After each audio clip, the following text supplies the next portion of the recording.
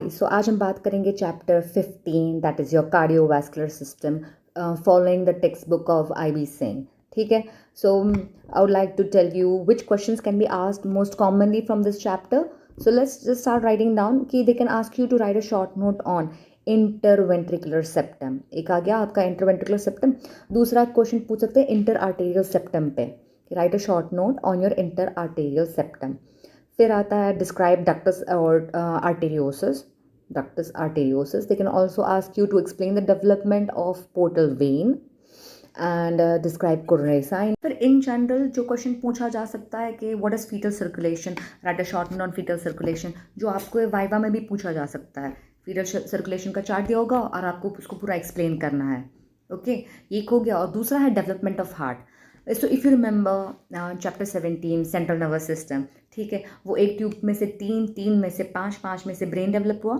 उसी तरह से हार्ट भी डेवलप होता है. चैप्टर 16 में मैंने आपको दिखाया कि 3 ट्यूब्स थी. एक जो आपकी सेंट्रल नर्वस सिस्टम बनाती है, जो गट बनाती है और आगे अॉर्टा बनाती है. राइट, उसी को अपन फॉलो करेंगे. हार्ट में भी वही हो रहा है. वही 3 लेयर्स, बाहर वाला एक्टो, अंदर वाला एंडो, बीच वाला मेसोडर्म. मेसोडर्म में ही सारा कमाल है और खेल हो रहा है कि मेसोडर्म किस तरह से अलग अलग डिफ्रेंशिएट होता है और उसमें से क्या क्या चीज़ें बनती है. So if you pay attention to embryology, it's lovely, fascinating and very interesting. So let's learn about development. वापस अपने क्लासिक डायग्राम पे आते हैं. ये this is your ectoderm, this is your endoderm और अंदर वाला मेसोडर्म है. मेसोडर्म के अंदर इंट्राएम्ब्रियोनिक सीलोम है. Remember the neural tube, notochord. Notochord के एग्जैक्ट आगे अपने पास है 2 डॉर्सल अॉर्टा. जो इंट्रा एम्ब्रियोनिक सीलोम है उसके पीछे अपने पास अम्बिलिकल वेन है एंड कार्डिनल वेन, और उसके आगे है विटलाइन वेन. इतना समझ आ गया. फिर अपन देखते हैं आगे क्या होता है. अब हम जो सीखने जा रहे हैं वो है कि हार्ट ट्यूब पेरिकार्डियल कैविटी के अंदर कैसे बनती है. So again coming back to our diagram कि ये जो था यहाँ पे डायग्राम चेंज हो गया है बुक की वजह से. ये एक्टोडर्म है, ये वाला अंदर एंडोडर्म है, और उन दोनों के बीच में मेसोडर्म है. अब मेसोडर्म को 2 में डिवाइड किया गया है. एक सोमैटोप्लूरिक मेसोडर्म है, दूसरा स्प्लैंक्नोप्लूरिक मेसोडर्म है. This is the relation of the heart tubes before the formation of head fold in the embryo. Once the head is formed, then these two structures close and form a tube like thingy. So as you can see here, we have the foregut. These two are the heart tubes. Yellow wala structure becomes the splanchnopluric mesoderm. The blue thing is the somatopluric mesoderm, and in between is the pericardial cavity. So like any other cavity, it will always want the tube to get in it. तो वही हो रहा है. This will try to invaginate inside. Foregut की foregut रही अपनी fused heart tubes जो 2 में थी. The 2 heart tubes fuse together to form a 1 single heart tube. फिर ये बनाता है मायो एपिकार्डियल मेंटल, और फिर यहाँ पे बनता है अपना जो वापस रहता है somatopleuric mesoderm stage and pericardial cavity. Okay, so it forms a groove from a circle, थोड़ा grooves like structure. And finally this is what the picture we get to see. So this is the foregut. It stays in place. The two heart tubes have fused into one and gone at the center, covered by myocardium, which is further covered by pericardium, which is again further covered by this pericardial cavity. ये बाहर वाला layer होगा parietal pericardium. ठीक है, and outermost layer, the blue one, is our fibrous pericardium. So from outside in we go, the blue is your fibrous pericardium. The pink outer layer of the pink ring, that is the parietal pericardium. The inner layer of the pink ring is the visceral pericardium, and the green thing is your epicardium. उसके center में है myocardium. This innermost is the heart tube, and between the 2 parietal and visceral pericardium is the pericardial cavity. This is how the heart tube gets covered by the entire cavity. So we had been looking at the 2 heart tubes from the aerial view. Now we'll look from up front. So 2 अलग heart tubes हैं. they will divide into 1, 2, 3, 4 different parts. The uppermost part is known as the bulbous cordus.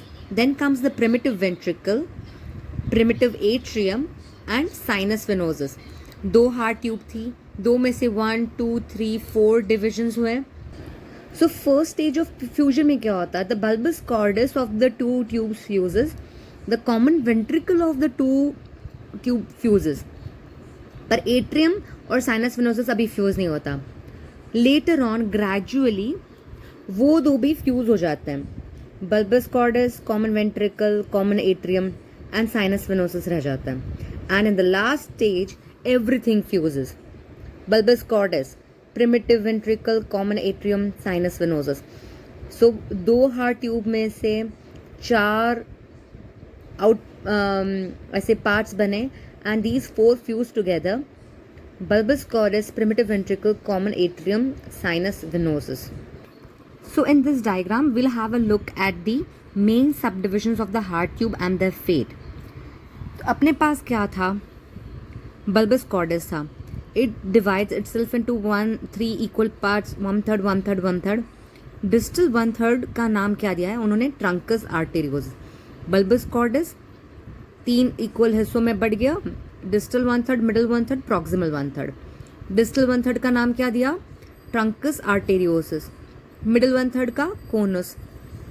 अब distal 1/3 से क्या होता है? It will form the ascending aorta and the pulmonary trunk.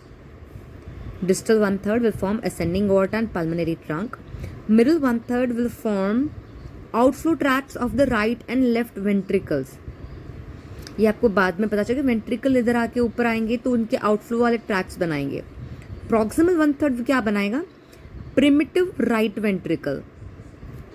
ये primitive right. So this narrowing is the bulbo ventricular sulcus. Because यहाँ पे ventricle है, ये बल्बस कॉर्डस है, तो it is known as bulbo ventricular sulcus. The ventricle forms the primitive left ventricle, trabeculated part. Ventricle and atrium के बीच में आता है एट्रियो वेंट्रिकुलर कनाल, फिर atrium.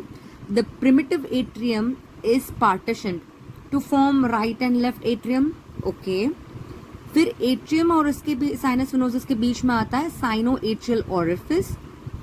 Now the sinus venosus has 3 parts, एक body और 2 horns, the right horn and the left horn. The body is absorbed into the right atrium and forms the smooth part. Okay? अब बात करेंगे हम right horn की. The right horn has 1, 2 and 3 further subdivisions, just like the left horn. The right horn of sinus venosus is absorbed into the right atrium. Okay. The right common cardinal vein forms part of the superior vena cava. The right umbilical vein disappears. The right vitelline vein forms part of the inferior vena cava. अब umbilical veins में क्या होता है? 2 arteries है और एक vein है. The left is left and the right disappears. We'll have a look at the left horn. Left horn में क्या होता है? The left horn retrogresses, माने वो भी पूरा चला जाता है. The remnant forms part of the coronary sinus. तो उनके क्या बनता है? उसका मतलब नहीं पूरा लेफ्ट हॉर्न डिग्रेस हो जाता है. ऑलराइट. यहाँ पे इन लोगों ने दिखाया कि हमें ये वाला डायग्राम है. एट्रियम है, venosus, sinus venosus right and left horn है, उनकी ब्रांचेस है. वो धीरे धीरे कैसे रिग्रेस हो रही है? Regression of the left horn. फिर लेफ्ट हॉर्न, ये common atrium opening from atrium to sinus venosus to shift to right वाला पूरा रहता है. लेफ्ट वाला धीरे धीरे छोटा होके left horn and its tributary start regressing, छोटी हो गई, and they further more regress and everything degenerates, and this opening becomes narrow and guarded by the right and left venous valves. The left horn is tributary of the right horn now. Now entire left horn becomes as just one single tributary.